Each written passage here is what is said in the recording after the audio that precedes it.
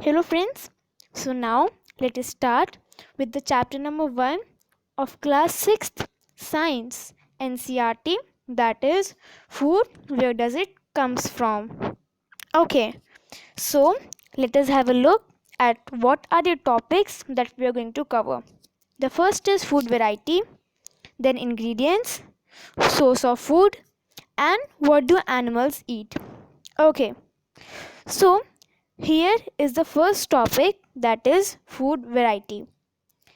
This is an activity from NCERT class 6.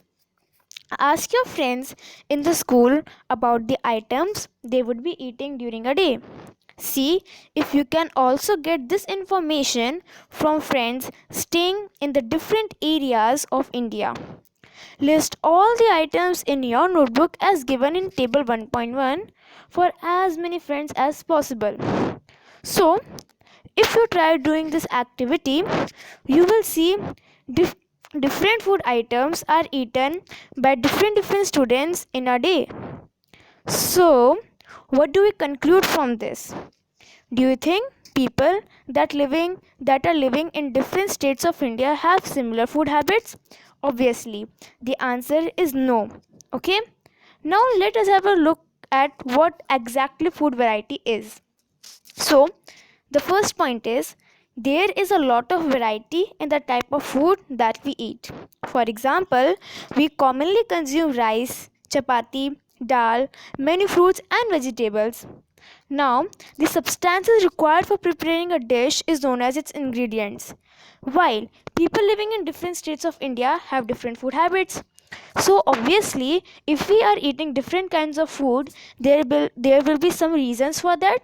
So the reasons are method of preparation, climatic conditions, types of crops grown, and geographical location.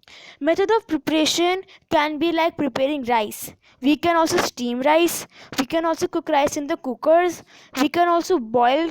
We can also boil potatoes. We can also fry cooked potatoes. Okay, so there are various methods of preparation, with methods of preparing one item to make different kinds of foods from that one ingredient only, and that is the reason for food variety. Another reason is climatic conditions. Let's have a look at an example. For example, student A lives in Kerala and student B is living in Jammu and Kashmir. So do you think student A, who is living in hot and humid climatic conditions, will have the same eating habits as a student B, who lives in cold and dry conditions? No. And also that in Kerala there are there are kinds of rices grown, and then a lot of spices are found in Kerala, while there is a very less variety of foods, less variety of ingredients found in Jammu and Kashmir. So also types of crops grown is the reason for food variety. And geographical location, as I already told you, Kerala is located near the equator, while Jammu and Kashmir is very far from the equator. Now, here is a definition of ingredients. Any of the foods or substances that are combined to make a particular dish are called the ingredients. For example, if I talk about dal, so in dal, in preparing dal, you will need pulses, spices, water, and many other items if you take different kinds of dals. So we can see that even in a bowl of rice, we need water to boil it, just two ingredients to prepare a dish of boiled rice. In the similar way, in vegetable curry, we also need different kinds of vegetables, salt, spices, oil, and so on.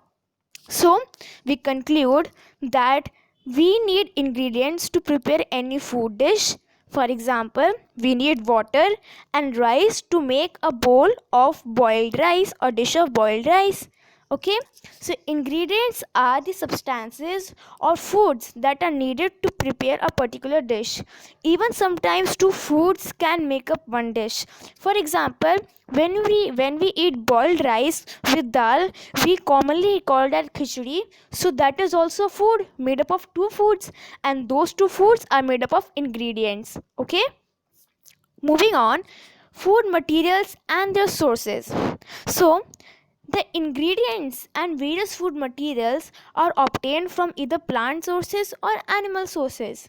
So, the plant sources are like the fruits, roots, leaves, stems, and flowers. So, let's have a look at what are the ingredients or food materials obtained from plant sources. First is wheat, rice, vegetable, and fruits are obtained from plants. Examples are strawberry, tomato, chili, and brinjal are obtained from the fruits. Turnip, carrot are obtained from the roots. Cabbage, spinach are obtained from the leaves. Potato, sugarcane are obtained from the stems, while broccoli and cauliflower are obtained from the flowers. While the another kind of source is animal sources. Food materials such as milk, eggs, meat, honey, etc. are obtained from the animals. Cows, buffaloes, goats, etc., even camels give us milk. So, all of these are the animals. Cows are animals, goats are animals, buffaloes are animals. These are the part of animal kingdom, and whatever the food material they give us comes under the food that we obtain from animal sources. Honey is obtained from honeybees, as bees convert nectar, that's a sweet juice of flower, into honey. So we get honey from the honeybees, because if there would not be honeybees, we will not get honey, because they can only convert the sweet juice of nectar, the sweet juice of flowers, that is called the nectar, into sweet honey. So there are two sources for the food materials that we need to prepare a dish, that are the plants and animals. Here are, see, you need to remember these things a lot. I'm marking them in the red marker. This is very important, because in exams you can get the question in form of the fill in the blanks also. Which of the food items do we obtain from fruits? So you will have to read, we obtain strawberry, tomato, chili, brinjal, etc. Okay, moving on. The next is eating habits of animals. As we all know that animals are heterotrophs, so we are dependent on plants for our food. But not all animals are dependent on plants. Some are indirectly and some are directly. So, the plant eating animals, it means the plant animals that the plant eating animals, it means the animals that feed directly on plants and only plant products are called herbivores. For example, goats, cows, etc.